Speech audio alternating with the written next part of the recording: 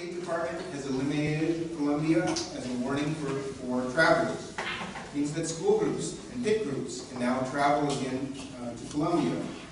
Tourism is on the rise, and cities that only a few years ago no one would have considered to go as a destination, regardless of their natural beauty and friendliness of their citizens, are now an important destination.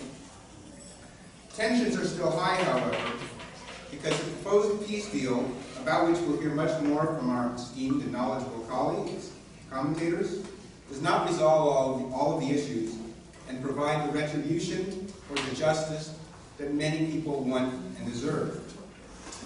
I would argue that the deal necessarily has these limitations. You do make peace with your enemies, not with your friends. And deals have to involve trade-offs from both sides. A deal where one side wins will not hold, since the other side will feel cheated and want to fight back. The goal of this type of deal is a long-term peace. Will it work? No one can know, and probably every deal has a low probability of real success.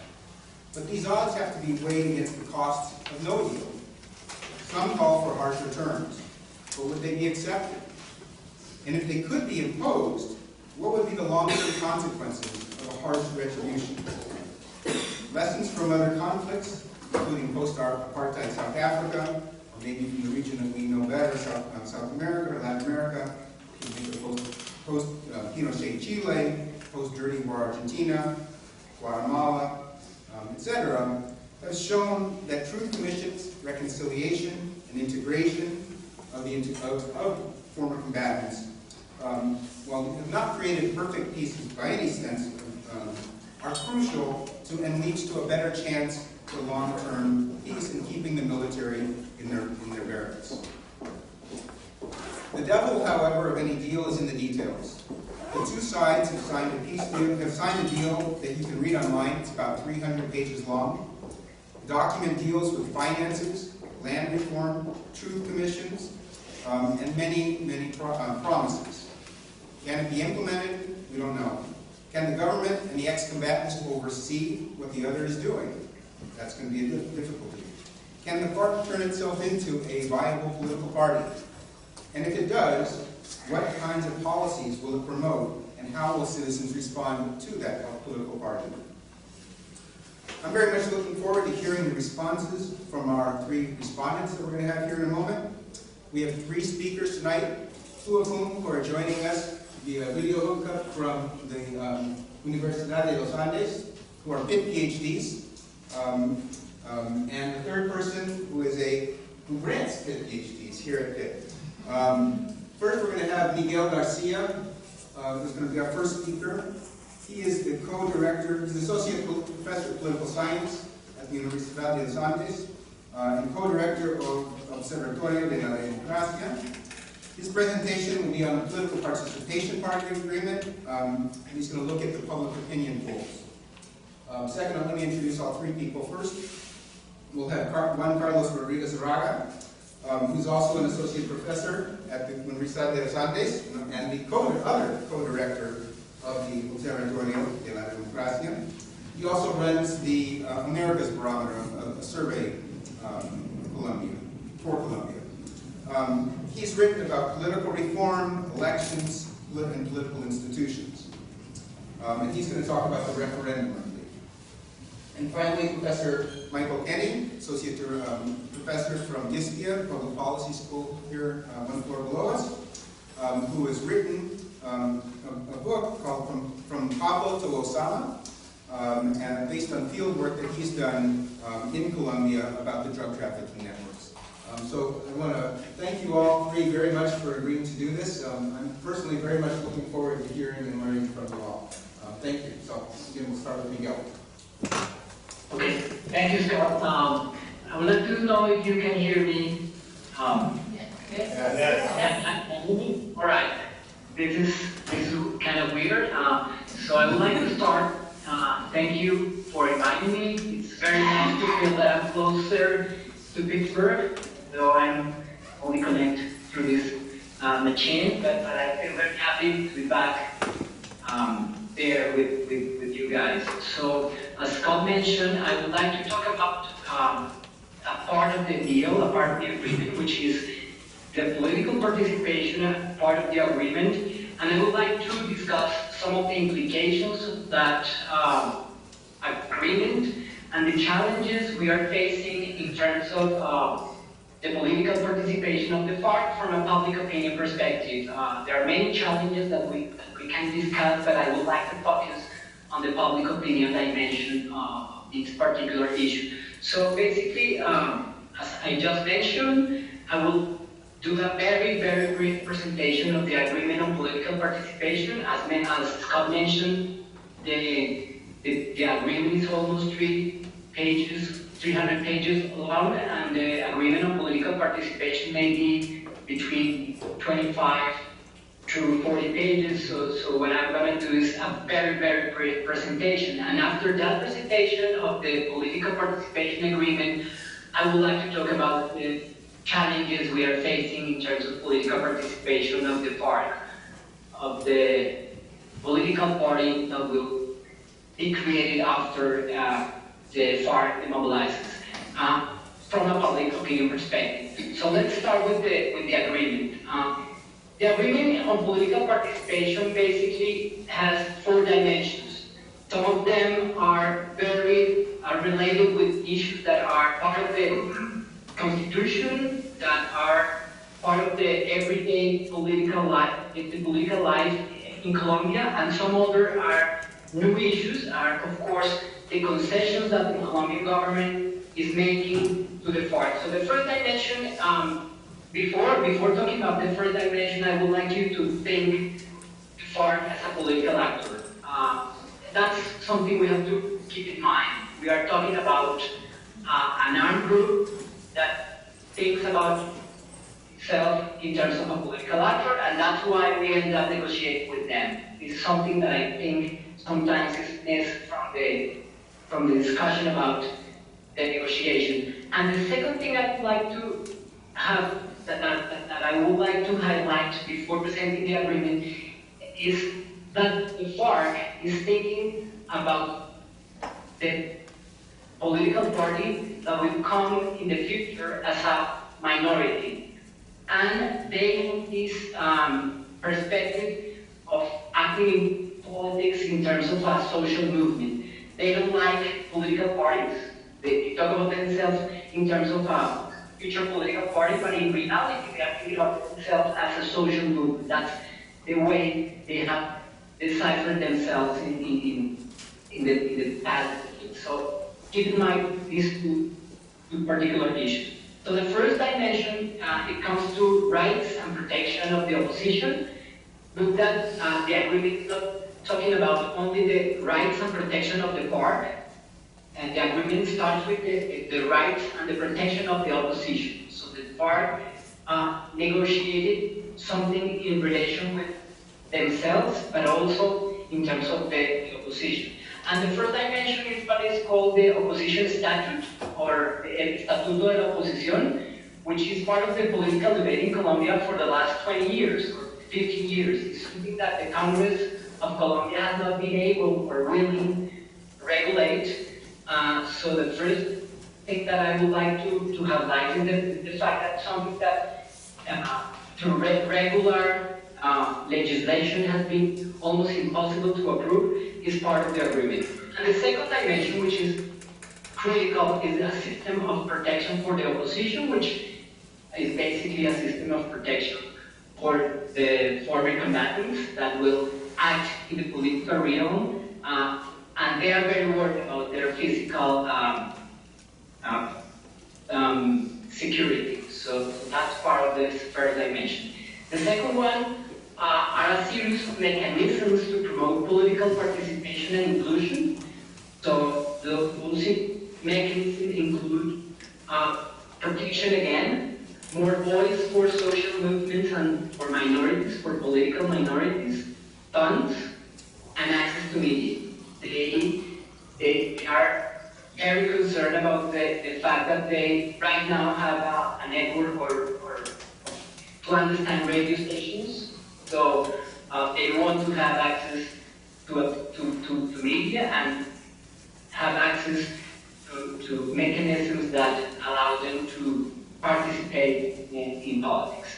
These first two dimensions, I think, are not very surprising from my point of view. Then we have the third dimension, which implies some reforms, considering the actual set of institutions we have in the country. And those reforms are under actions to promote political pluralism. And the first one, which is very interesting and kind of surprising to me, but it's easy to understand, is the elimination of the electoral threshold for political parties. Right now, parties, in order to keep the legal status, need to obtain a minimum percentage of votes in every election. So that threshold would be eliminated, at least for two electoral periods. So that will benefit minorities, and of course will benefit the party that will be created after the peace agreements. And the second element of this third dimension are changes in the electoral system to promote political pluralism. I have to tell you that this is probably the most ambiguous part of the agreement in terms of political participation, because basically what we know right now is that the government and the Farc are going to agree to form a commission of experts, hopefully some of us will be there, to redesign the electoral system. But basically, we exactly don't know the nature of the electoral system. There will be changes, but we don't know exactly the nature of those changes. And finally, the dimension on political representation. Probably this is something you have heard recently, because this is the dimension or the part of the agreement of political participation that is creating more noise and debate. Basically, because we're gonna have a new electoral district, and a district to represent areas traditionally affected by conflict and by coca cultivation, of 16 seats. The thing that I think that I consider more interesting here is that the 16 seats are not for the Farc, are 16 seats that will be the product of political competition in those particular areas. From what I read, it seems that there will be 16 districts, single-member districts or something like that, to elect the 16 representatives. And finally, for the from the electoral periods going from 2018 to 2020 to 2022 and 2022 to 2026, we'll have 5 seats for the Farc in the House and 5 seats in the Senate, which there will be some competition. They have to go to elections, but if they are not getting the votes to obtain the 10 seats, in any case they're going to have the difference. So at the end they'll have the 10 seats in the Congress. So this is the 4 main dimensions, and as I said before, this is a very, very brief presentation of the agreement. Some of these issues are necessary, imply protection to minorities, to small parties. Some of these issues have been debated in Colombia since the 91 Constitution, and some of these issues are clear concessions to the Farc. So this is the way I decipher this political participation agreement. So once I presented this political participation agreement, I would like to talk about the challenges, how to see this political participation agreement from the point of view of the public opinion, and what are the challenges in general we are facing to implement this political participation agreement. The first one is that Colombians don't want to see, or don't see the Farc as a political actor. Doesn't make their challenge.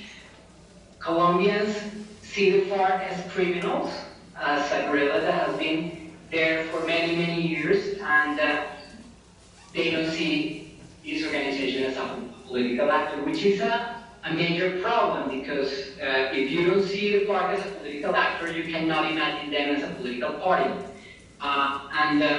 Although 60% of Colombians support negotiated peace for the past 15 years or more than 10 some years, only 20% support that the government gives them the conditions to participate in politics, and only 18% approves the idea of the FARC transforming into a political party, which is, you know, see here the paradox. We want a negotiated peace, but a peace that we are deciphering in terms of just as them disappearing from the political arena, but that's not going to happen. So the first challenge is to start to think about them in terms of political actors.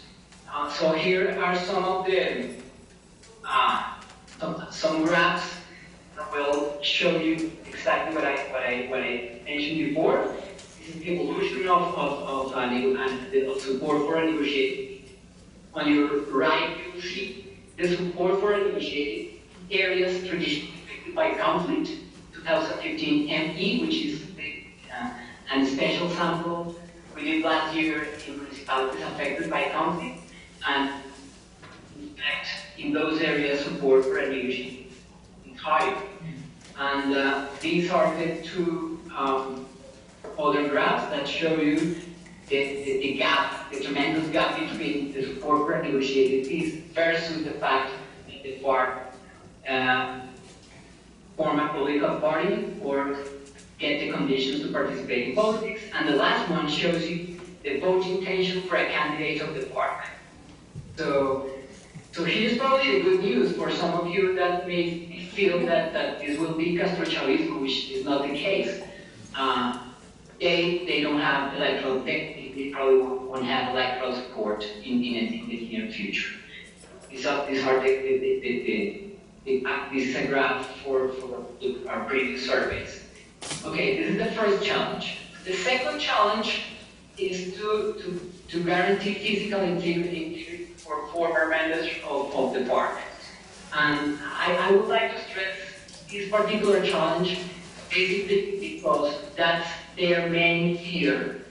Because as you may know, when they negotiated back in the 80s with the Betancourt government and formed the Unión Patriótica, 3,000 members of Unión Patriótica were killed between mid-80s and the late 90s. So that's a real threat. And despite the fact that Colombia is a safer country than 2 decades ago, and the conflict has diminished a lot, almost to zero, opposition leaders and social movement leaders still facing several threats to their lives. So, and in the actual political polarization, I think that resentment against the FARC may trigger acts of violence against them. So we have to guarantee that their physical integrity will be guaranteed.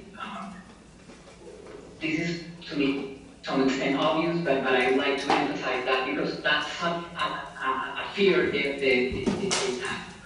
And finally, the last challenge is that the FARC is a cursed brand. So this is the challenge we are facing, because I have thought about the challenges we are facing as a society, the state is facing in terms of security, and now I would like to talk about the challenge they have to face if they want to become a political party. And this is the idea basically that they are the organization with the worst reputation in Colombia.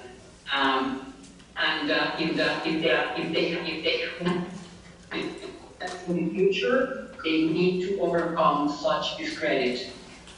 Or maybe not, because I'm not sure about the fact that they want to, because they are attached to the cursed brand. So we'll see. It's not an easy job, of course, and I'll show you why in a minute. The problem is that they feel very different about themselves. They have been very, very, distant from public, and the way they think about themselves is very different from the information you get from a survey or from the common Colombian that lives in a big city like Bogota. So last year, here it's the evolution of trust towards armed actors that shows you the nature of the discredit. You see that it goes, the support for armed actors is not higher right now than 3%, 2% of the population support them. Of course, this is information from surveys. You know that surveys may have a lot of bias, and probably people are not telling us the truth, but I would say that more than 10% of the population do not support them.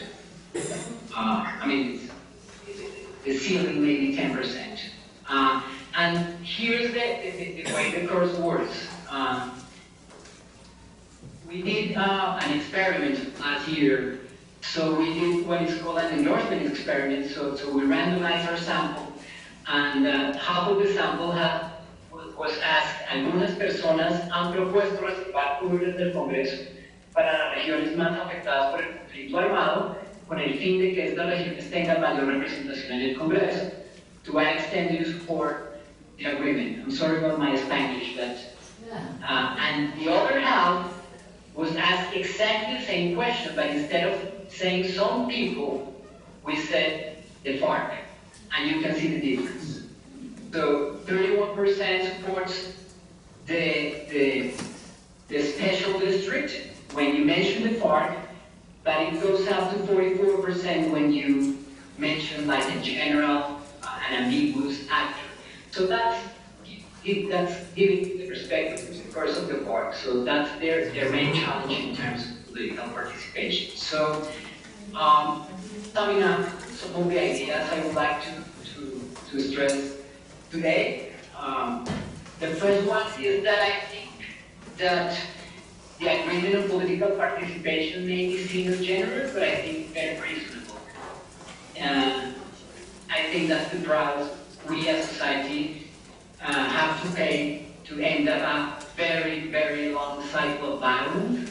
It's hard to shallow. It's for some more than for others, but I think it's reasonable. Some of the things, as I mentioned before, are part of the political discussion of the last 20 years. So, and some other things are clear concessions. Second, I think that the political participation agreement gives them the opportunity to have a political voice and making an impact. But what I like is that it gives us the opportunity to defeat them on the rules. We have to see this political participation agreement as the possibility of telling them with our votes that we don't want them, that they don't represent us. But the only way to be in that position is to have this political participation and the general agreement working. So that's something that's how I see this political participation agreement. The success of the agreement relies on three dimensions. As I mentioned before, the grand public, the Colombian state that has the responsibility of giving them the conditions to participate, and the security and in the Farc. And finally, I will finish my presentation saying that I think that the impact of the political party of the Farc will be very, very small, and it will be localized in certain regions of the country.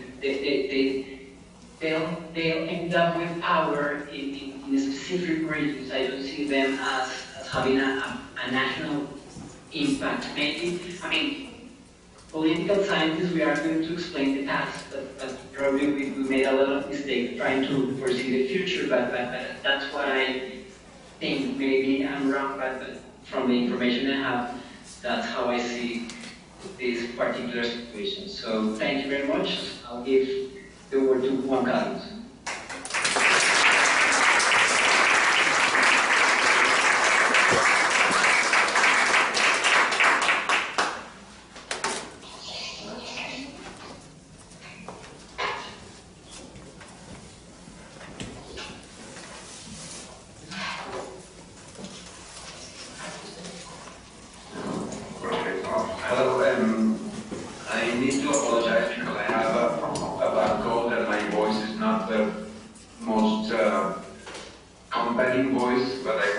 my best, and I want to thank you guys for inviting me to this very important event. I will speak very briefly about the referendum that we have in a little more than 1 month, and then my presentation will be really very brief, and I look forward to the questions that can and want to ask.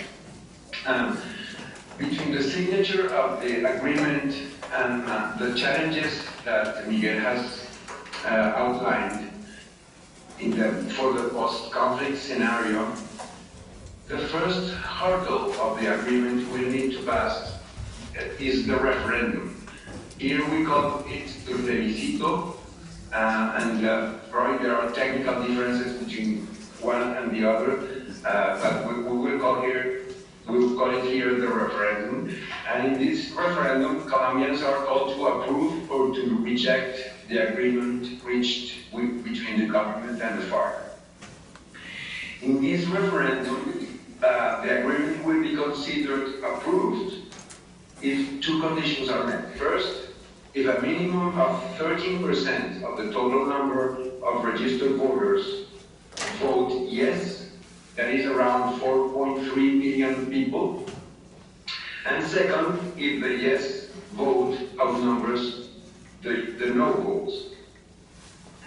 These conditions, which are new in our legislation and are exceptional regarding what previous acts have told us about referenda, were recently upheld by the Constitutional Court in a decision that is being challenged and debated because it sets exceptional rules for the referendum, for this particular referendum, different from what other similar acts have been set in the past. If the agreement is rejected, the President will not be able to implement the agreement. And it is not perfectly clear what the consequences of a no victory in the referendum will be. And some in the opposition to this process are claiming that a victory of the no will enable us to renegotiate with the Farc a better agreement in their terms, which means more penalties for the former combatants, prison sentences for the war crime perpetrators, and no participation in politics for the Farc. They say that probably a renegotiation is possible, but I think that scenario is highly unlikely. But I think, and it's highly unlikely because the arrangements regarding transitional justice and regarding political participation are central to the agreement, and the Farc would not put down their guns if these conditions are not met. So the renegotiation is probably a very highly unrealistic scenario, and probably the most likely scenario would be that the conflict will be restarted and the Farc will not be finished as an army after the war will continue. That's what I think would happen if the no wins in the referendum. Now, if the referendum is approved, if the agreement is approved in the referendum, which is what I think and I deeply want will happen, then a constitutional amendment is put in place with 4 different mechanisms to implement the agreement, and these mechanisms are really powerful and strong. The first mechanism is to give the President extraordinary legislative powers to implement parts of the agreement. The President will have these exceptional legislative powers for some of the dimensions of the agreement. The second is a legislative fast track in Congress for some other bills to implement the agreement. This fast track accelerates the procedure to approve bills in Congress. And not only that, but also the government is the only agenda setter in this fast-track Congress. And also, the Congress has a close rule for these proposals. That is, the Congress can only say yes or no, but cannot amend the bill proposals introduced by the government. That's the second mechanism. The third mechanism is a multi-year investment plan to implement the agreement. And I don't have a figure in my head, but it will probably involve a lot of money for implementing this agreement. It will need a lot of money, and probably that will mean that some tax reform will be implemented and international aid will be used for that. And the fourth mechanism, which is very contentious also, is the ability to include the peace agreement with the Farc as part of the Constitution. That is to include that, here we call that the bloque de constitucionalidad. And the idea is that international treaties, for example, here, if they are approved by Congress, they become part of the Constitution. And the idea then is to treat the peace agreement with the Farc as an international treaty and to incorporate that into the Constitution. So these are very powerful mechanisms that are triggered if a yes wins in the referendum. Now, as you can imagine, several polls have been conducted regarding the vote intention of Colombians for the referendum with very, very different results. You can see, I expect, this chart in which I put all the different polls that have been made since 2015, December 2015, until a couple of weeks ago. And in some, the yes wins, in some, the no wins, the differences are high. And these differences have raised suspicions and have started debate regarding polls and the intention behind the polls, etc. I think that these polls are not comparable. Most of these polls are not comparable. And I think that is because of three factors. First, these polls have been conducted in different moments, and we have found that citizens' perceptions and opinions regarding issues related to the peace process and the agreement with the Farc are highly volatile and are conditional to everyday events. And they are also very conditional to the presidential approval. Second, not all polls ask the questions in the same way, with the same wording, or in the same order. So there is not like a standard to ask people about the referendum. That is because every poll firm uses their wording, and also because only until yesterday we know now what the question in the referendum will be. Before, the question was not known, so every poll firm asked this differently. And also, the questions are not asked in the same order.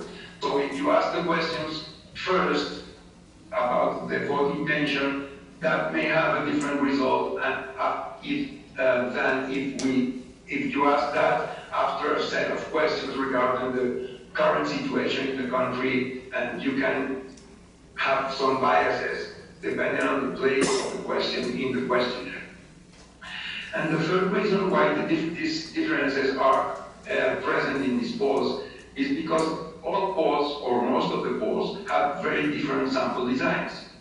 And for instance, some of the polls just interview people in large cities, some others interviewing in medium to large cities, in some regions, etc. So these opinions regarding the peace process vary a lot depending on the context in which people live. If you live in a municipality where the conflict has been really hard. The opinion toward this process is very different than if you ask in large cities, urban areas, etc. And polls have not been extremely transparent regarding what they claim the opinion of the Colombians is. So you cannot extrapolate a poll taken in 4 main cities to the general population, and the differences are probably explained by that. The campaign for the referendum has just started, and the referendum will take place on Sunday, October 3rd. The polls have not been terribly useful or informative,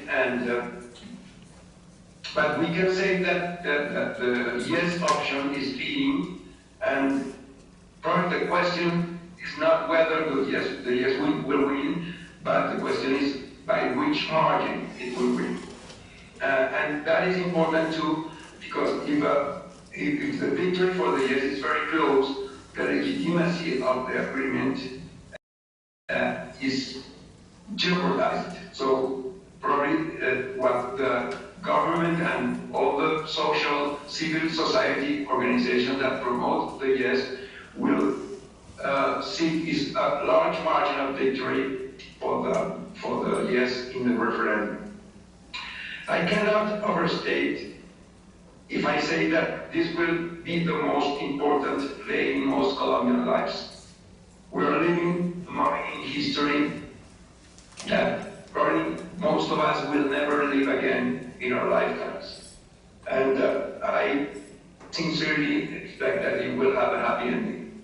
Thank you very much.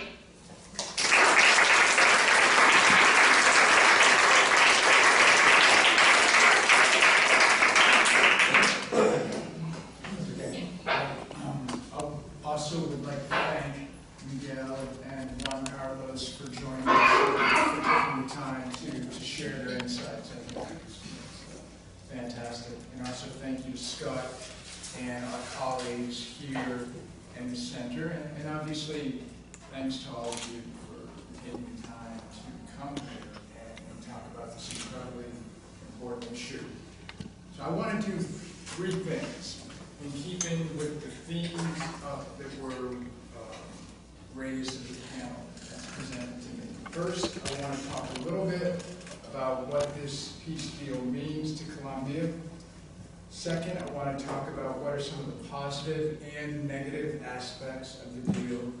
And third, I'd like to conclude by raising some questions, issues, and other complications. Hopefully I can do all that in 10 minutes or so, because I know we have a good-sized group here, and I know people are eager to engage. And I also understand that we have some folks in the room who might even vote in the plebiscite, which I think is just fantastic. Okay, so what does the deal mean? Well, I know what I hope it means. Hopefully it means an end to the largest guerrilla organization in Colombia, an organization that has been around for over 50 years, that has engaged in a tremendous amount of political violence against people in Colombia, many atrocities. There were atrocities on all sides. Okay, there's plenty of fingers that can be pointed to all the combatants in the last 52 years in Colombia. Hopefully this deal will mean the end of the Farc as a guerrilla organization. Whether that will actually happen remains to be seen. Hopefully, the deal will lead to the demobilization of the Farc. It's 7,000 or so existing members entering the United Nations camps, or they are supposed to turn over their weapons. Hopefully, they won't be able to bury their weapons in the jungles of Colombia, but they'll actually have to turn them over. Again, this remains to be seen. Hopefully, this will lead to, instead of the Farc being a violent, non-state actor that terrorizes much of Colombian society, that it will transition into something else. Miguel and Juan Carlos spoke, especially Miguel, talked a little bit about the prospects for the FARC turning itself into a political party. I really liked his point on that. You know, the MA-19, they never transitioned very well to a political party. Some individual figures like Antonio Navarro had some success, but as a party, never became wildly successful. Colombia traditionally has that strong two-party system. I don't see the FARC all of a sudden becoming some major national party that's going to take over Colombian politics. I think what's more likely is along the lines of what Miguel was saying. Small, local party that might have some influence in its traditional areas of control. If that keeps them from waging war in Colombia, maybe that's a good thing.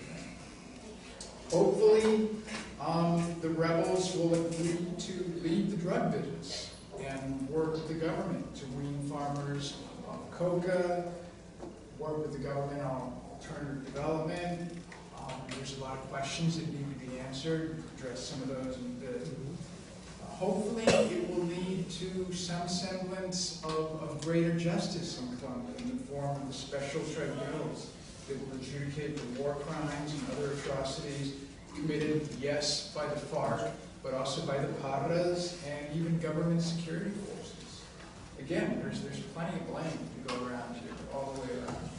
Combatants who fully confess to their crimes, including murder and kidnapping, will not serve prison time. And this is obviously very controversial in Colombia. But if they fully confess, they will serve 5 to 8 years of, I'm going to say this with a straight face, community service, as well as some form of restricted mobility. Right? It's not perfect. All right, we can talk more about this. Nobody's saying this is a perfect deal. We're never going to have perfection. It is interesting to me that if they don't fully confess, they could be prosecuted and then face up to 20 years in prison for the crime. If they continue to engage in combat or drug trafficking, FARC members in particular could face extradition to the United States. Not something that a lot of them particularly want. Obviously, many people in Colombia feel that the tribunals, the transitional justice system lets people off too easily. I think there's a lot of room for discussion on that point. Also, I think it's important to highlight that this does not mean that the entire country will now turn a switch and there will be no more violence. This is obviously there's a lot of work that needs to be done here. You're still going to have a lot of different violent non-state actors, the remnants of the Parras, the ELN are still around, other groups, and this has to be dealt with as well. What are some of the positive and negative aspects of this? Okay, again, neither side got everything that it wanted. This is not a perfect piece by any stretch of the imagination. I think the British historian Malcolm Dias put it best. He said, Uribe, the war president, offers the peace the Colombians want but can't have. Santos offers the peace they don't want but might have. And that, to me, kind of encapsulates it, right? Because even Uribe did not succeed in wiping out the FARC. I mean, it had reached a stalemate. We want another war president and another 10, 15 years of fighting. Sorry, I'm going to interrupt. Miguel? Miguel? Mute the mic. Could you mute the mic? Talk to the camera. ¿Puedes silenciar tu speaker porque escuchamos todo allá?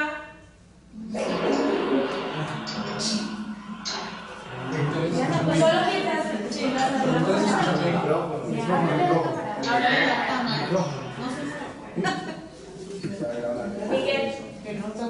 Okay. Sorry. All right. I think you heard my quote from Malcolm Dias. what are some of the positives? Okay, some of the positives, yes, there is an element of history here, in the sense that this is an historic achievement. Hopefully we will see greater relative peace for Colombia. Again, I'm not saying this is going to result in absolute peace and tranquility for the country, but if we can end, 5+ decades of this essentially civil war, that's a good thing. It would be fantastic if the Farc got out of the drug business. We'll see if that happens. There's obviously a lot of negatives, right? Front and center, is it too lenient, right? Particularly the transitional justice system, right? Amnesty without prison time, political representation. You have to make compromises.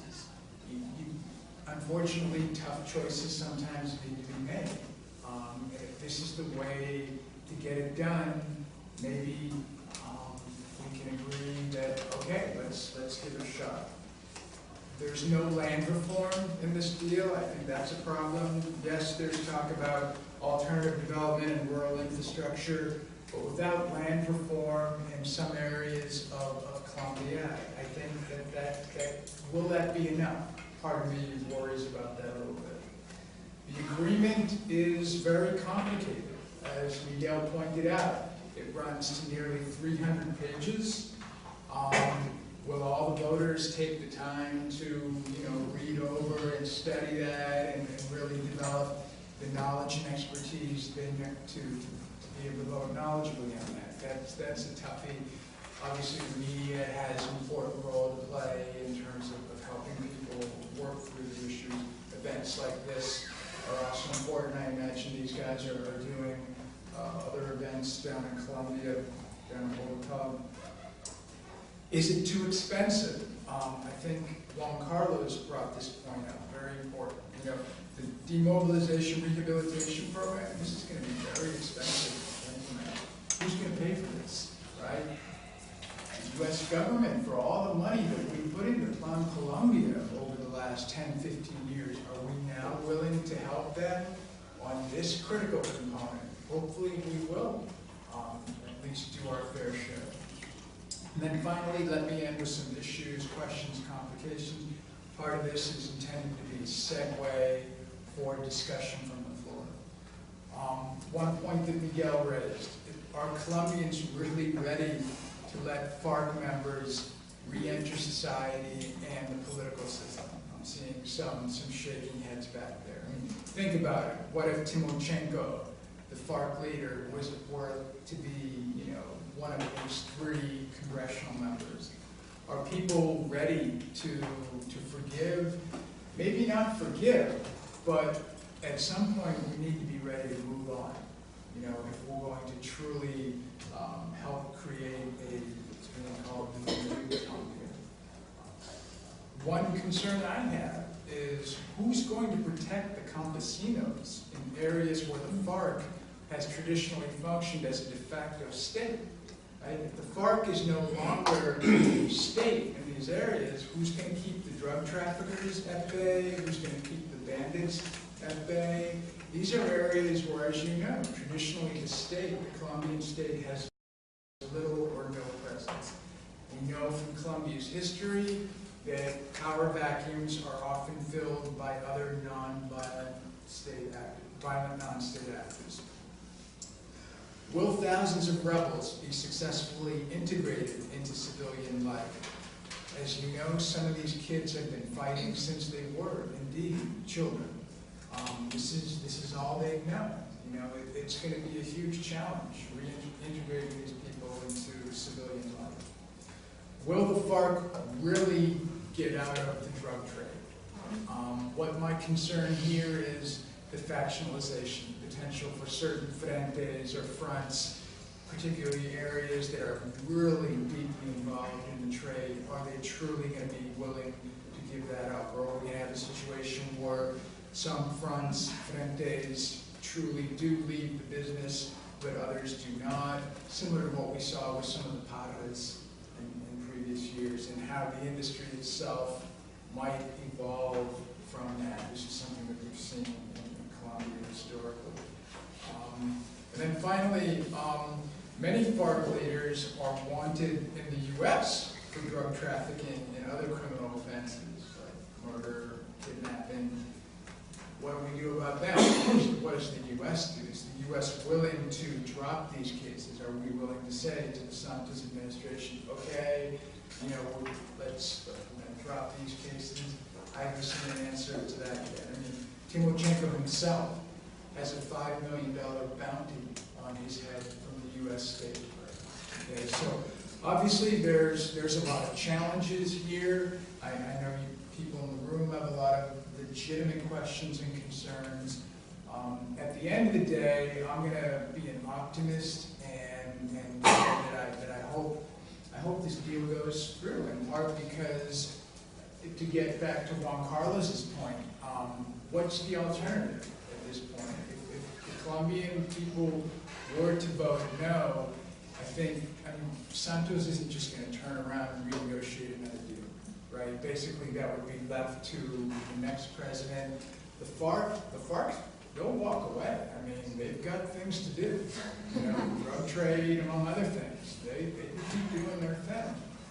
I think this is a real opportunity here, and I hope that we can, you know, try to make it work. I'll end with that. Thank you.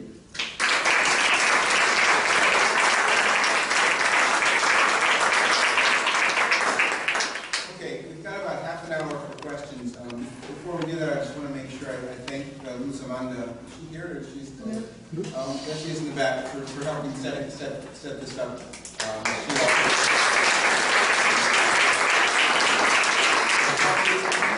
say thank you to the other people that helped as well, Luis in particular, who was helping with the technology and work to set up with Juan Carlos and Miguel tonight. So thank you also, Luis. We have about half an hour, as I said, for the questions. I'm going to ask that people keep these brief. If they go over 2 minutes, I'm going to start I don't know, dancing on the table or something so that you'll be distracted. But please direct the question to the panel so that we can have multiple respondents so as many people as possible can participate. Okay? I have a very quick question about the voting status of the 10 seats minimum for the Farc, and if you can clarify if those are adding to or displacing the existing seats as well. And you may want to unmute your microphone before you answer.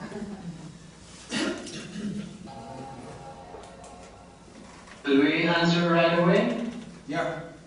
Okay. I would say that those will be added. Since those are temporary, there will be an extra number of representatives for 2 constitutional periods. And can you clarify the voting status? Pardon me, I can't hear you. Can you clarify the voting status of those seats?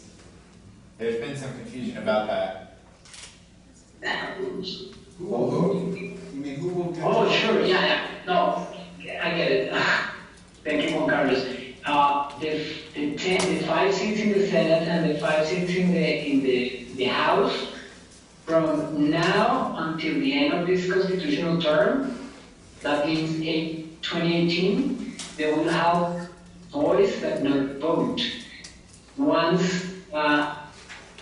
the new constitutional period starts, they will have votes and vote. And then will they have that vote for 2 full periods, or only the 1 full period? For 2 full periods.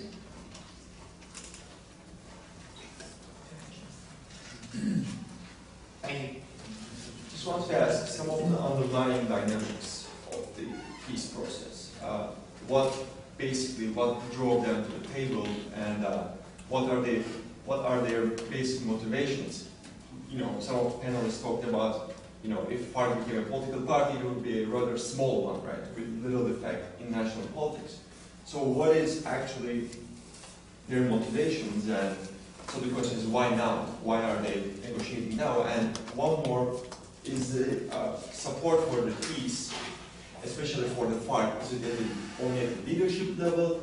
And what is the support within the organization for the peace? Because you also talked about the threat of factionalization.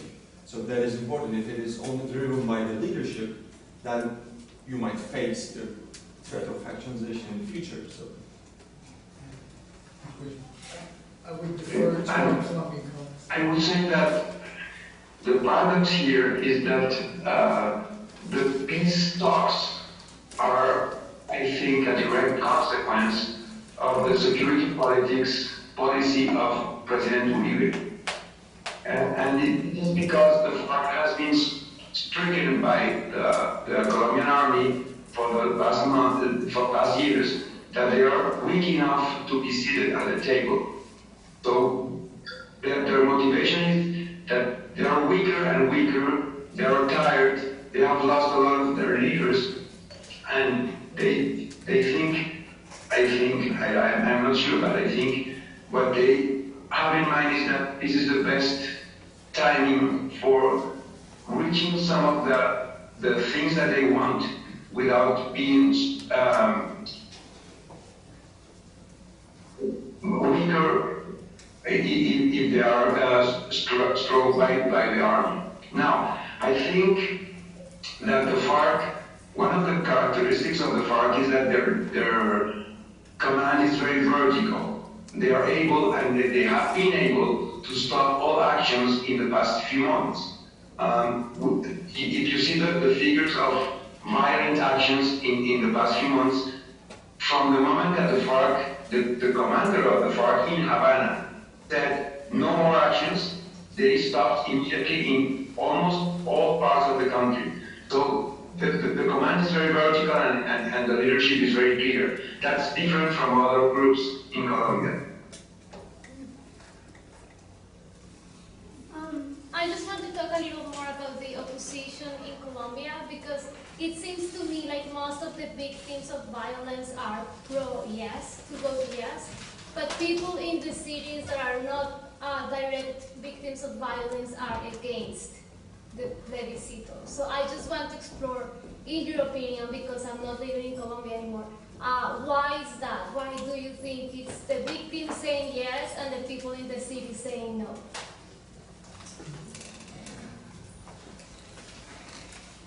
I would briefly say that my impression is that that's because victims know what the conflict is and they want it end. And people in the cities have seen the conflict from afar in TV, and they don't know the cost of the conflict, and they are more or less willing to make concessions to the Farc in order to reach peace. I don't know if anyone wants to add something. Yeah, I'm agree with what Carlos, but I would like to add basically that the paradox of our conflict is that it's the longest, but the impact of the conflict in cities and our nation is not the same as it was, for instance, in Central America. So it's very comfortable from someone in Bogota to say no, because basically it's protecting a status quo and a situation of relative security compared to what it was the country 20, 50 years ago. So that's why. And actually our surveys, people in the cities and younger Colombians are less willing to say yes. And the youngest are the generation, I mean between 18 to 25, they are the generation that didn't see the country in the worst part of the conflict of the 90s. The paradox is also, I'm sorry, the paradox is also that 10 years ago, the main concern of the people was the conflict. Now, after all the Uribe administration and the peace talks, for people, the conflict is a less important issue. They are more concerned about the economy and everything. So they don't see the conflict as a very compelling issue to deal with now. As a follow-up, can I ask you to speak a little bit about how this conflict over the plebiscite has turned into a political conflict between Uribe and Santos, and what that means for the long-term consequences for the country?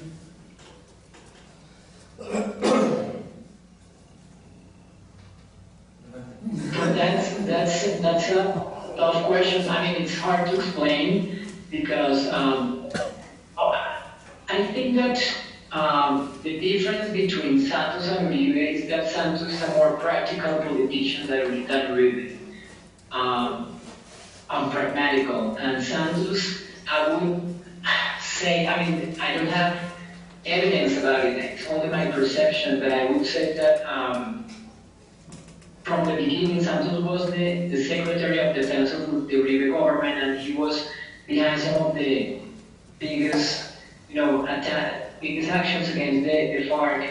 But I would say that he knew from the beginning that the end of the conflict would imply a negotiation with the Farc and with the armed actors. So that's how I see that. Uribe, it's probably a mixture between a very, very radical politician with a view of the conflict and of the Farc in particular. He's a victim himself of the Farc. His father was killed by the Farc back in the 80s, I guess. That probably only imagines one solution with the Farc. I mean, beyond that, I would add also that the conflict began because Uribe felt betrayed. I recently did an analysis of the 2010 campaign, and the 2010 campaign was basically a competition among people that tried to convince us that they were copies of Uribe. So the selected one was Santos, and I think Uribe never forgives the betrayal. But probably that's part of the explanation. I think it's more complicated than that. But I would emphasize the nature of Santos as a politician versus Uribe, and they also represent very different types of politicians. Uribe represents a rural elite, regional elite, less willing to change. And Santos is a conservative, a guy who believes that the country must be modernized. From a conservative point of view, I don't think he's a progressive politician, but it's very different and represents that type of duality in Colombian politics. I would add, however, that I could envision a third Uribe's term with a peace talk to the Farc. I mean, I think Uribe had the idea of sitting the Farc in a peace talk table, probably with very different, with a bit different agenda and everything, but I think that Uribe was thinking about putting the Farc in a negotiation in a weaker position. I tend to disagree. I think the reason that the older generation of Colombians are against this is because they know the history. There used to be a time in Pastrana, when Pastrana gave territory to the Farc, and they almost lost that part, right? And we know that history. And it's not 52 years. Let me correct the thing. The conflict started in the time of Rojas Pinilla, and he was deposed in 1953. So if you add those numbers, it's more like 60-some years. My whole life, right? I have been born in 1947, the conflict started in 1948, and I have never seen peace in Colombia. And now the new generation forget some of these. Uribe seems to remember some of that. Santos seems to be in the new generation. Besides, the economy of Colombia is one of the best in Latin America. Where is Venezuela? Venezuela has an 800% problem of increasing prices every inflation. Brazil is in the dark. The countries in Central America are having a heck of a problem with violence. El Salvador is one of the most violent places in the world, right? Now, for some of us who have lived away from Colombia, it's easy to see it in a different perspective. But I am tired, as a Colombian, of seeing this for 60 years, and there's no way to solve it. Is it a perfect? No, I don't think it is. I think it could be gotten better, but I don't think that it can be renegotiated. I think this is it. And if the Colombians think that there will be another chance, I think they're mistaken. Thank you. I have two questions. One is, what is the role of the international community in controlling the guerrilla during the post-conflict? And the second one is, what is going to happen with the people in the army, especially those ones who are in jail because of problems with the conflict with the Farc? Well, I will start with the second one. I think that the army will play several roles in the post-conflict. I was very surprised and pleased to hear the commander of the army saying that their role from now on is to protect the Farc combatants, so they are taking that seriously. The agreement also considers includes a piece of the parts of the transitional justice that would benefit the army. Not only the army, but civilians, businessmen that were part of the conflict will have the chance of being part of transitional justice. So I think that that's part of the agreement, and that involves the armed forces. I would like to say that that's not to equate the Farc with the army. I mean, but it's too rare. But it implies recognizing that, for instance, about 3,000 civilians between 2008 and 2010 were killed by army units and presented to the media as combatants. So that's not a small situation, and that probably will be part of the transitional justice. And second, the international community, and in particular the United Nations, will play an important role, at least in the immediate future. They are part of the process to. The Farc will put their troops in certain places, and the United Nations will be monitoring that movement of troops and before the final demobilization. But after that, I think that the international community has to be involved in this post-conflict scenario in terms of money and the fund putting money to this agreement only from the Colombian government maybe be impossible. So we need support from the international community in terms of. Would you be able to give us some highlights of the consequences, like in a parallel, the figures, in terms of economic figures of what would happen in either scenario? You mean yes or no? Yeah. But like contrasting both outcomes in terms of the economy, or how much it would cost, what would be the highlights or the consequences of that? I have to say that I don't really have one figure. I mean, some economists have estimated that the impact of the peace in the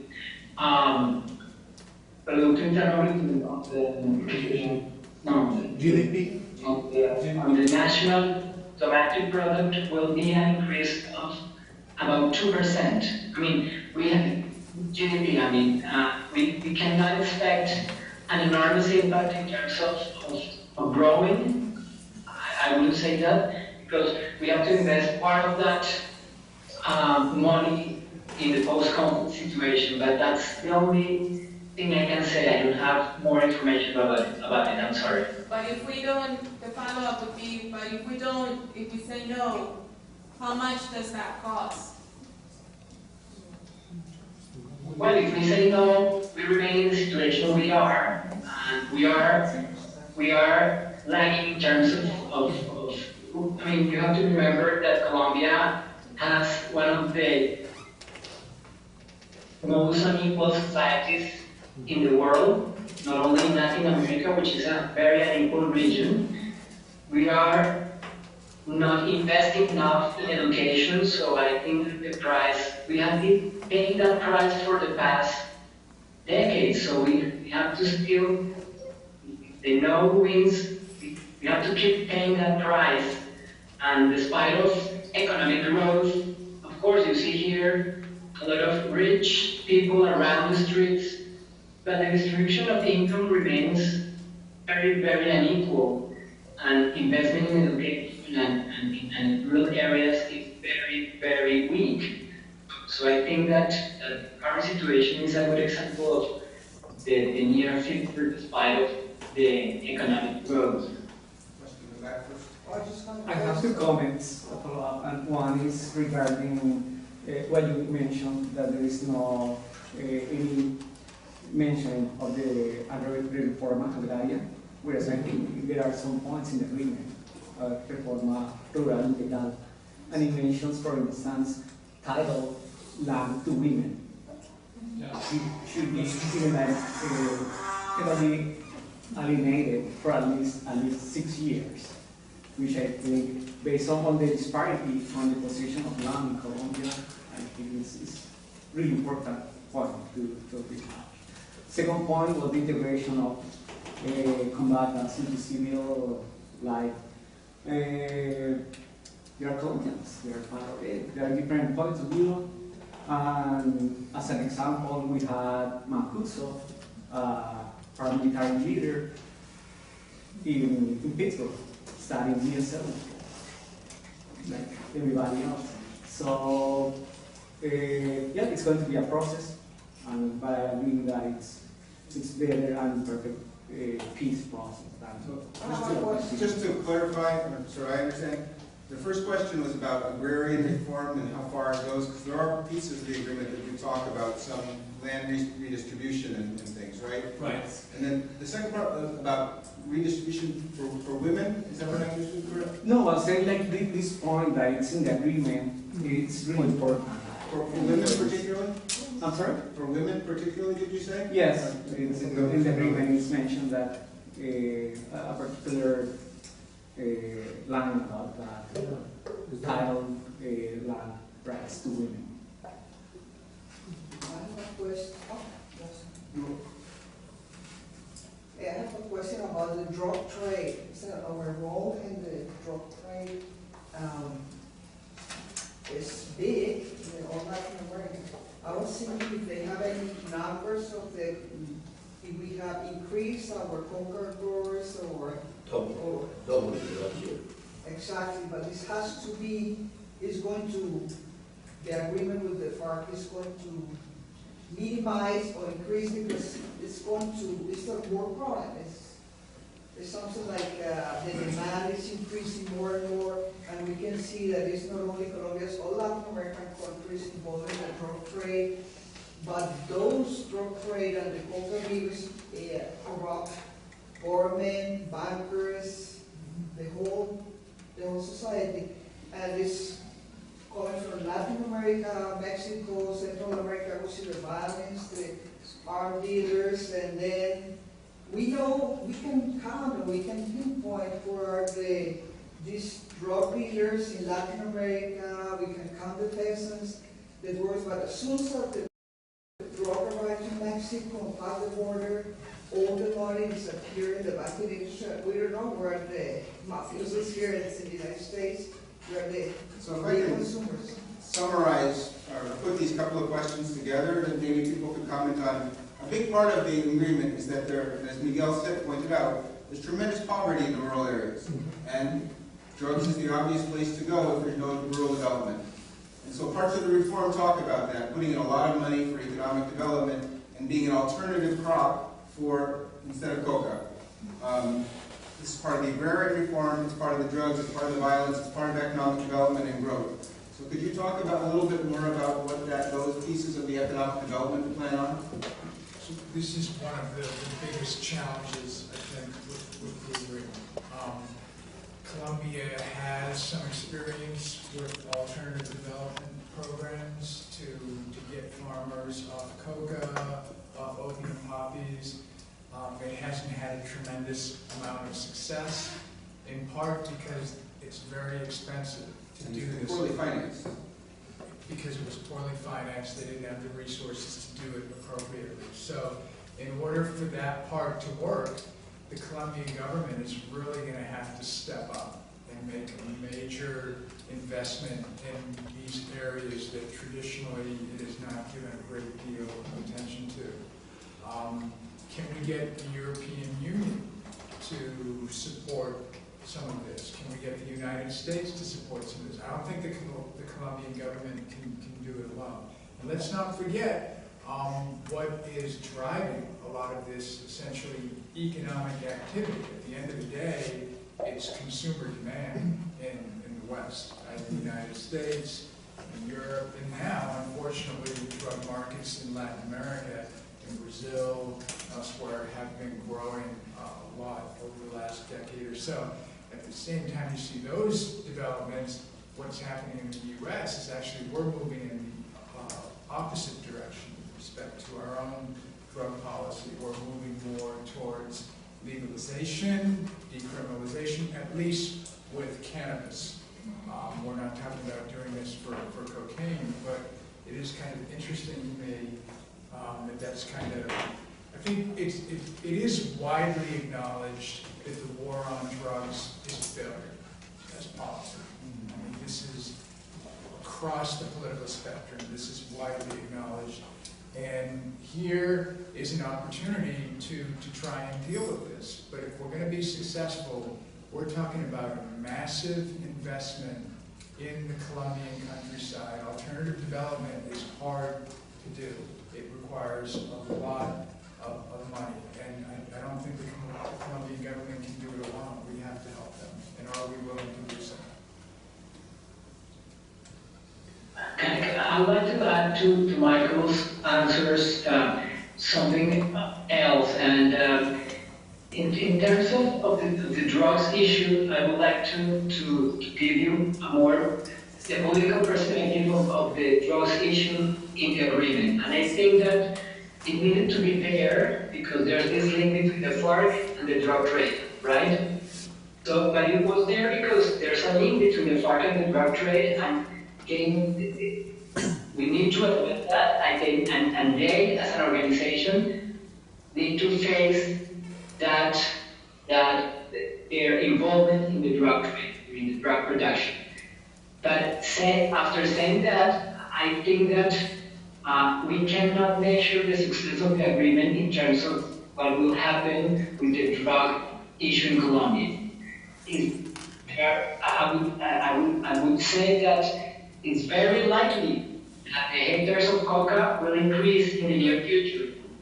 And that's not the way we need that's not the indicator we need to use to measure the success.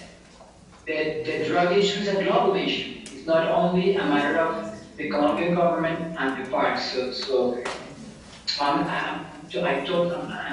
I agree with you, Michael, that it takes a lot of people around, and unless the global policy changes, we'll keep paying the price of the war on drugs, which is another issue. Yeah, alternative development as a counter-drug policy is really fraught. It's hard to do, and there's not a lot of positive examples in the world to point to and say, hey, it's worked there. Yeah, it's an issue. To the end of our time, I've seen about 3 hands, so I'm going to collect three last questions, and then we'll give them one last chance to respond. My question is about one of the points that Miguel was highlighting is the possibility that we have now to defeat Farc in the polls. And my question is, do we really want to defeat Farc?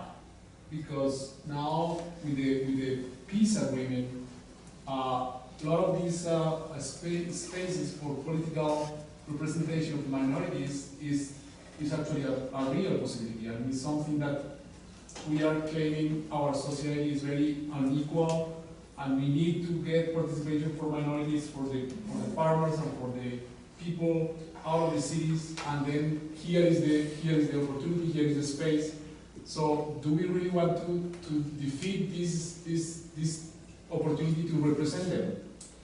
I would say this is my question. Fernando? I was wondering about the cost of this. I mean, we will need certainly, and going to be mandatory, a major tax reform to support this, as well as international support. But who's going to verify where is going this money and how it's invested? For instance, with the Plan Colombia, yes, there's going a significant amount of money there. But around, I don't know, it's a significant part that never leaves the United States. You know, it's invested in buying weapons, rent chopped helicopters, buy and modernize the army, the Colombian army, making, acquiring equipment on the United States with American companies. Then it's not that that money arrived at Colombia. In this case, how this investment is going to be controlled. And for me, it's not clear in the agreements which are the instruments to control that, to verify that that money won't finish in hands of corrupt politicians, which usually happen in many cases, especially in contexts like the Colombian context, where institutions still are weak, and especially controlled institutions are especially weak and politicized. And then, where are those kind of questions in the agreement? Because yes, there are questions clearly defined about land, about political participation, which are located at the root of the conflict. But we also need to consider this kind of issues. There's one more hand over here somewhere. Even let me see this. Okay. Provide. My question is regarding the trying to compare the Colombian situation with other countries. What I've read is that these kind of disagreements are really fragile, very difficult to actually be successful, and there are many examples in Central America and countries all over the world. And what I understand is that they've been trying to use what they've learned from all the failure in other countries to try to make the best possible and the most viable agreement and process. So I would like to ask, what is the innovation in this case that makes it promising and that could make it really successful amid the big risk of having a failure? Okay. I'm going to start with the defeat question. Thank you for asking me that question, and that gives me the opportunity to clarify my point.